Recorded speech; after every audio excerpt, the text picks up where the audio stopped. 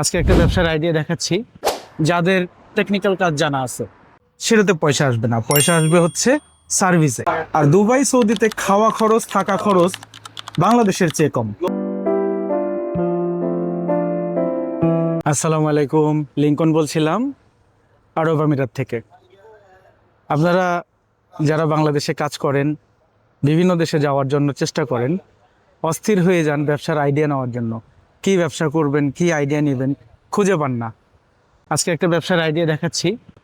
আরব আমিরাতে যারা আছেন একটু দূরে, ধরেন যে আজমান অথবা শারজা, এই সমস্ত জায়গায় যাদের টেকনিক্যাল কাজ জানা আছে, যারা একটু হাতের কাজ জানেন, ধরেন গাড়ি ওয়াশ, শুধু শুধু গাড়ি ওয়াশ করেই এখানে লাখ লাখ টাকা ইনকাম করতেছেন তারা।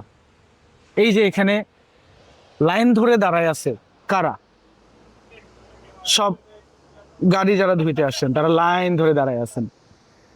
অনেকে সিরিয়াল পাচ্ছেন না, গাড়ি রেখে চলে যাচ্ছেন পলিশ করার জন্য। শুধুমাত্র গাড়ি ওয়াশ হবে এবং সেটাকে একটু পলিশ করে দিবে, পলিশের আলাদা টাকা, ওয়াশের আলাদা টাকা।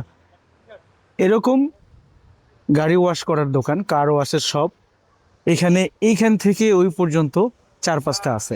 এবং রাস্তাঘাটে যতদূর যায় ততদূর এরকম দেখা যায়।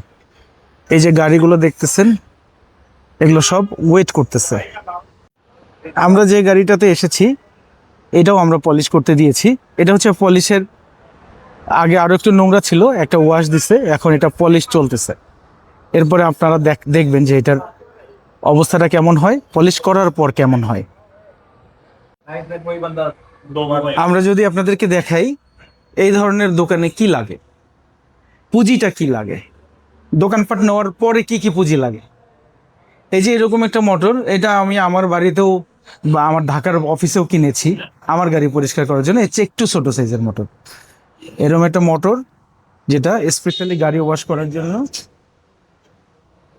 এখানে ধরেন যে এরকম 2টা মোটর আছে। এটা হচ্ছে ওয়াশের জন্য। এই যে গাড়ি আসতেছে, আবার আর একটা গাড়ি আসলো, আসার পর হর্ন দিল, দিয়ে বুঝাইলো যে আমি আসছি, এখন আমার এটা পরিষ্কার করতে হবে। এরপরে আছে হচ্ছে পলিশ করার যন্ত্রপাতি, মোম। এটা আর একটা রুমে, আর একটা জায়গায়, খুব বেশি কিছু না। আমাদের বাংলাদেশে এর চেয়ে অনেক বড় বড় গ্যারেজ আছে, কিন্তু পয়সা আসবে কোথায়? বড় গ্যারেজ, সেটাতে পয়সা আসবে না, পয়সা আসবে হচ্ছে সার্ভিসে। এখানে হচ্ছে এই মালিক বসার জন্য বা ম্যানেজার টাইপের লোক বসার জন্য 3টা ক্যামেরা দেওয়া আছে।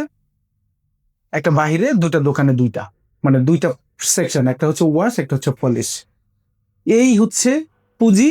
এর বাহিরে যেটা লাগবে সেটা হচ্ছে আপনার দোকান নেওয়ার খরচ, আপনি দুবাই আসলেন, আমিরাতে আসলেন, এটা ভিসার খরচ। আর এটা হচ্ছে এই কার ওয়াশের দোকানগুলো চায়নাতে দেখেছি, অন্যান্য দেশে দেখেছি, এগুলো হচ্ছে শহর থেকে একটু বাহিরে হয়, সেখানে খরচটা কম। আর দুবাই সৌদিতে খাওয়া খরচ থাকা খরচ বাংলাদেশের চেয়ে কম। এটার পলিশ চলতেছে, হওয়ার পর আমরা আপনাদেরকে আবার দেখাবো। একদম ফাইনাল টাচ আপ চলতেছে বিভিন্ন জায়গায়, দেখে দেখে একেবারে ফাইনালি কোথায় কোথায় একটু পলিশ বাকি আছে, কোথায় কোথায় একটু ময়লা আছে।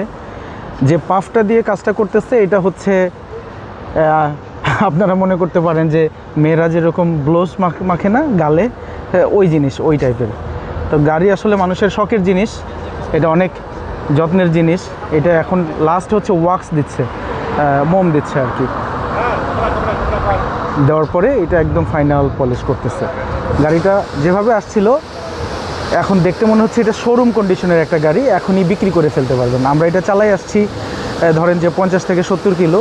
এবং দুবাই যেহেতু অনেক ধুলা, দুবাই আর আরব আমিরাত, শারজা, আমরা আজমানে আছি, এই ধুলাতে এই গাড়ির অবস্থা যেটা হয়েছিল, এখন এটা আর চালাইতে ইচ্ছা করবে না। এটার এখন কন্ডিশন শোরুম কন্ডিশন বলা যেতে পারে।